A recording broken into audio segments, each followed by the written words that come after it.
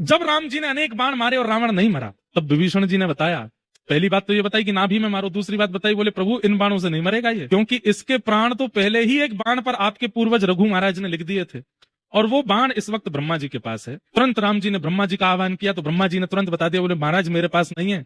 बोले जब मैंने रघु महाराज से बाण ले लिया था तो रावण ने देख लिया था, रावण को पता था कि मेरे प्राण इन्हीं बाणों में हैं, तो रावण ने खूब घनघोर तपस्या करके मुझे प्रसन्न करके वरदान मांगा। तो मैंने कहा वरदान मांगो, तो इसने वरदान में वही मांगा कि वो बाण मुझे दे दो जिसमें मेरे प्राण हैं। राम जी बोले तुमने दे दिया होगा। बोले प्रभु मैं भूल गया था कि वो बाण मांग सकता है। बोले फिर क्या हुआ? बोले वो बाण ले जाकर के इसने लंका में कहीं छुपाया है, अब वो नहीं पता कहाँ है।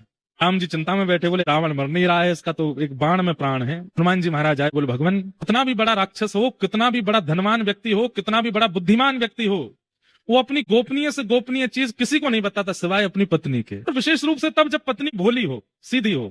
हनुमान जी महाराज की बुद्धि की पराकाष्ठा हनुमान चालीसा में सब बोलते हैं, उनसे बुद्धि विवेक की कामना हम लोग करते हैं, उन जैसा बुद्धिमान कौन होगा। उन्होंने कहा, बोले प्रभु हो ना हो, रावण पूरी लंका में अपने प्राण जिसमें बसे होंगे वो कहीं और नहीं, अपनी पत्नी के पास ही कहीं रखा होगा, आप कृपा करें तो मैं जाके लेके आऊं।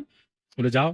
तो हनुमान जी ने एक बटुक ब्राह्मण का रूप बनाया, पहुंच गए मंदोदरी के पास। अब मंदोदरी तो रो रही थी, रो करके बस प्रार्थना कर रही थी, हे महादेव मेरे पति की रक्षा करो, मैंने सुना है इतने बाण राम जी ने चला दिए, अभी तक तो सब ठीक है, कृपा करके मेरे पति की रक्षा करो। इतने में ही हनुमान जी आ गए ब्राह्मण का रूप धारण करके। मंदोदरी के पास जैसे ही पहुंचे तो ब्राह्मण देख करके और चरण पकड़े, हे विप्र देवता आप मेरे पतिदेव को आशीष दीजिए ना, उनका बाल बांका ना हो, ये राम जी तो भगवान है, ये उसको उनको मार ही देंगे, मेरा सुहाग चला जाएगा, कृपा कीजिए ना। देवी तुम क्यों रोती हो? अरे तुम भूल गई क्या? हनुमान जी ऐसे बात कर रहे हैं जैसे इनको सब पता है।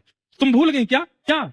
एक बाण है जिसमें रावण के प्राण बसते हैं, और वो बाण यहीं लंका में ही उसने छुपा रखा, जब तक वो बाण नहीं मिलेगा तब तक राम जी इसको कैसे मार देंगे। ये तो हो गई थी हजारों साल पुरानी बात। मंदोदरी बोले अरे हाँ वो बाण तो मेरे ही भवन में रखा है। हनुमान जी बोले पता तो चल गया है, एग्जैक्ट हाउस नंबर और पता चल जाए वो कैसे पता चलेगा। हनुमान जी ने एक तकनीक बताई, बोले सुनो देवी, बाण तुम्हारे भवन में है, ये बात बस मैं और तुम जानते हैं, लेकिन देवी अगर तुम चाहती हो कि रावण की रक्षा हो, अपने उस भवन में जाओ, पुष्प अक्षत चंदन माला लेकर के जाओ, जहां पर वो बाण रखा है वहां पर पुष्प चढ़ा देना, अक्षत चढ़ा देना, आरती कर देना, और जब तक ये युद्ध चल रहा है उस स्थान का पूजन करती ही रहना। एक भी क्षण के लिए वो पुष्प अक्षत चंदन से विहीन नहीं होना चाहिए स्थान, नहीं तो कोई भी उस बाण का वहां से हरण कर लेगा। और मंदोदरी बोली मैं अभी जाती हूँ। हनुमान जी बोले जाओ, अब मैं भी मक्खी बन के आऊं पीछे। हनुमान जी लेक्से से बन गए, मंदोदरी गई थाली सजा करके अपने निज भवन में।